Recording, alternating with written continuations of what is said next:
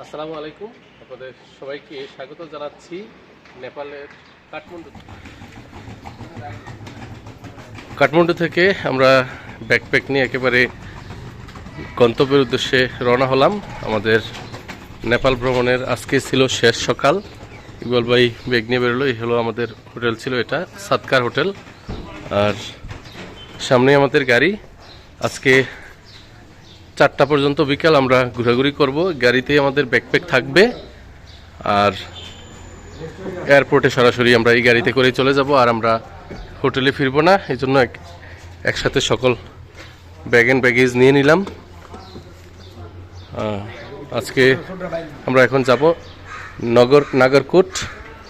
নাগরকোট থেকে আরও কয়েকটা স্পট আছে ভক্তপুর, সেগুলো ঘুরে বিকালবেলায় 4টা বাজে আমরা এয়ারপোর্টে ঢুকবো।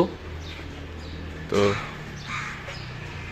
আলবিদা কাঠমান্ডু।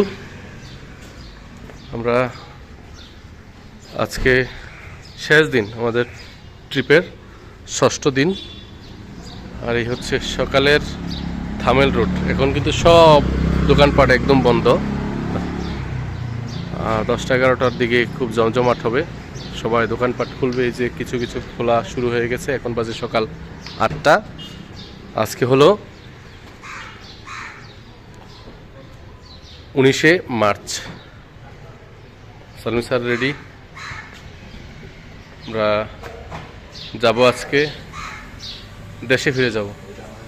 নেপাল ভ্রমণ এই বছরের জন্য সমাপ্ত হতে যাচ্ছে আজকেই। গাড়িতে চেপে বসতেই আমরা যে গলিটি দিয়ে যাচ্ছিলাম সেখানেই দেখলাম নেপাল কাঠমান্ডুর রমণীরা নিত্য প্রয়োজনীয় বিভিন্ন সবজির পসরা সাজিয়ে বসেছে। নেপালে বিভিন্ন অলিগলিতে এভাবে নারীদেরকে সবজি বিক্রি করতে দেখা যায়।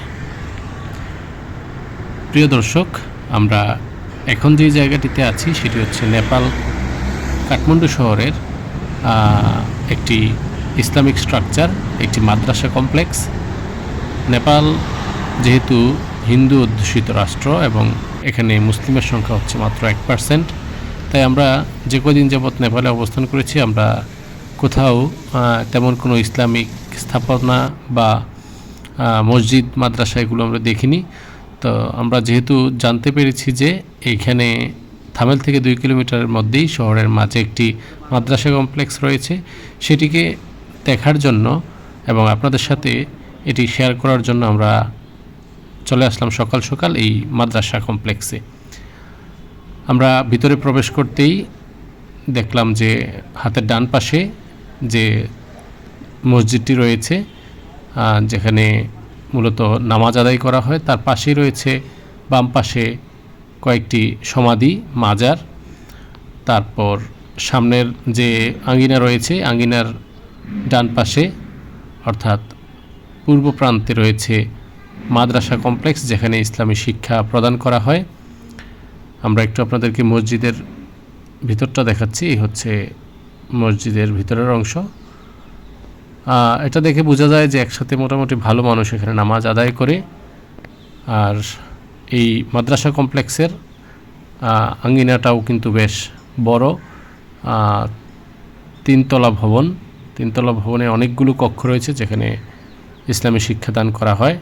আর এক পাশে রয়েছে, পশ্চিম পাশে কয়েকটি কবর বা সমাধি রয়েছে। আর এখন যে জায়গাটি দেখতে পাচ্ছেন সেটি হচ্ছে একটি মাজার, একজন আউলিয়ার।